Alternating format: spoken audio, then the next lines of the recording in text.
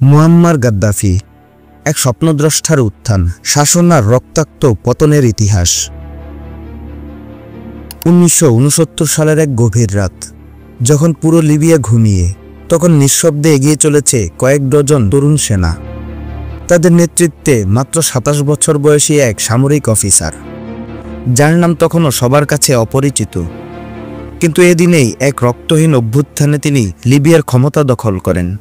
পতন ঘটে রাজা ইদ্রিসের, আর সূচনা হয় নতুন এক অধ্যায়ের, মুয়াম্মার গাদ্দাফির অধ্যায়।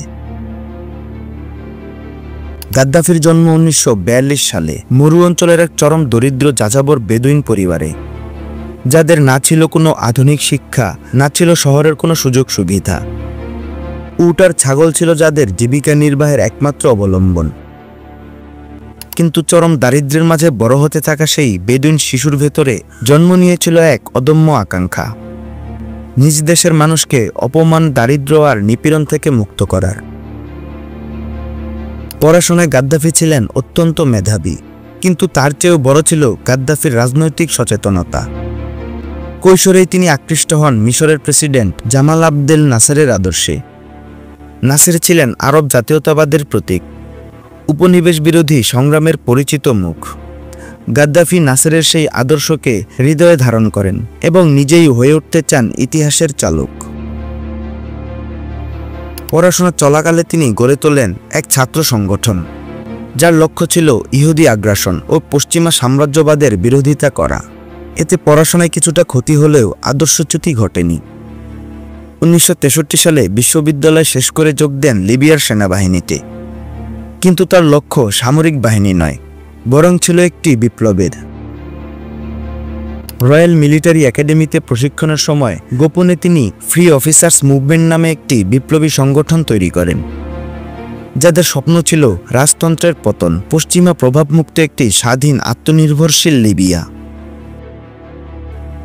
সে সময় লিবিয়ার শাসক ছিলেন রাজা ইদ্রিস, যিনি ছিলেন লিবিয়ার স্বাধীনতার পর প্রথম রাষ্ট্রপ্রধান। কিন্তু ধীরে ধীরে ইদ্রিস জনগণ থেকে বিচ্ছিন্ন হয়ে পড়েন।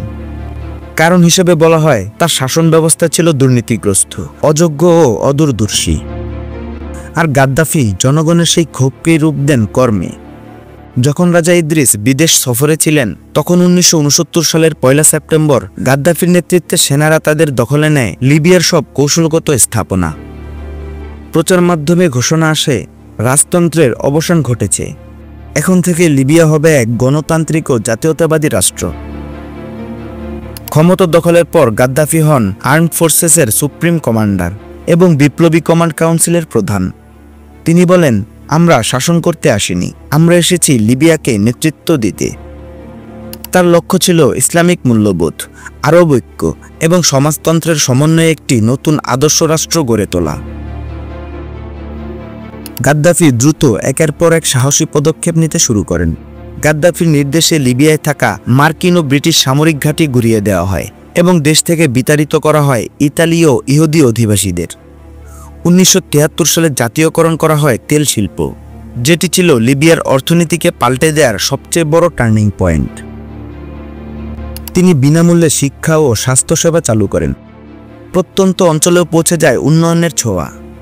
শিশুদের জন্য বাধ্যতামূলক প্রাথমিক শিক্ষা, প্রাপ্তবয়স্কদের জন্য সাক্ষরতা কর্মসূচি এবং ম্যালেরিয়ার মতো মরণঘাতী রোগ নির্মূল করা হয় গাদ্দাফির শাসনামলে।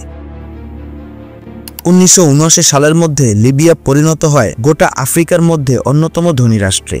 এমনকি লিবিয়ার মাথাপিছু আয় ছাড়িয়ে যায় অনেক ইউরোপীয় দেশকেও। কিন্তু এই আর্থিক উত্থানের আড়ালে গাদ্দাফি বিরোধী মতের উপর চালিয়ে যাচ্ছিলেন দমননীতি ও নিপীড়ন। গাদ্দাফি তার শাসনামলে দেশের মিডিয়া নিয়ন্ত্রণ করতে শুরু করেন এবং বিরোধী কণ্ঠ দমন করতে শুরু করেন। রাষ্ট্র হয়ে ওঠে একজন ব্যক্তির ইচ্ছার প্রতিচ্ছবি। হাজারো মানুষ হয় বন্দী, অনেকেই হয় নিরুদ্দেশ। আন্তর্জাতিক অঙ্গনে তিনি পরিচিত হয়ে ওঠেন একজন বিতর্কিত শাসক হিসেবে। তার বিরুদ্ধে ওঠে সন্ত্রাসে অর্থায়নের অভিযোগ। লন্ডন, প্যারিস এবং বার্লিনে বিস্ফোরণের সঙ্গে জড়ায় গাদ্দাফির নাম। যুক্তরাষ্ট্রের দাবি, গাদ্দাফি চেয়েছিলেন যুক্তরাষ্ট্রের প্রেসিডেন্ট রেগানকে হত্যা করতে, যদিও প্রমাণ ছিল অস্পষ্ট। পশ্চিমা বিশ্ব তাকে দেখতে থাকে এক আতঙ্কের প্রতিমূর্তি হিসেবে। এরই মাঝে 1986 সালে বার্লিনে একটি ডিস্কো ক্লাবে বিস্ফোরণের জবাবে যুক্তরাষ্ট্র লিবিয়ায় সরাসরি বিমান হামলা চালায়। নিহত হয় গাদ্দাফির দত্তক কন্যা।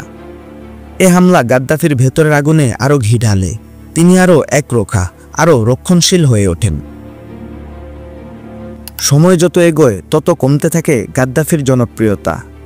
পরপর কয়েক দশক ধরে ক্ষমতায় থাকার পর লিবিয়ার মানুষ পরিবর্তন চাইছিল, আর সেই পরিবর্তনের ঢেউ এসে আছড়ে পড়ে 2011 সালে আরব বসন্ত হয়ে।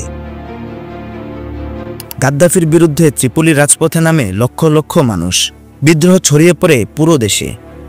পশ্চিমা সমর্থনপুষ্ট ন্যাটো বাহিনী গাদ্দাফি বিরোধী বিদ্রোহীদের পক্ষে হস্তক্ষেপ করে। শুরু হয় বোমা বর্ষণ।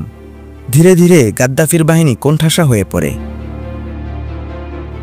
অবশেষে 2011 সালের 20 অক্টোবর সিরতের কাছে গাদ্দাফিকে বন্দী করা হয়। জনতার হাতে ঘটে যায় এক নির্মম হত্যাকাণ্ড, প্রকাশ্যে, অপমানজনকভাবে।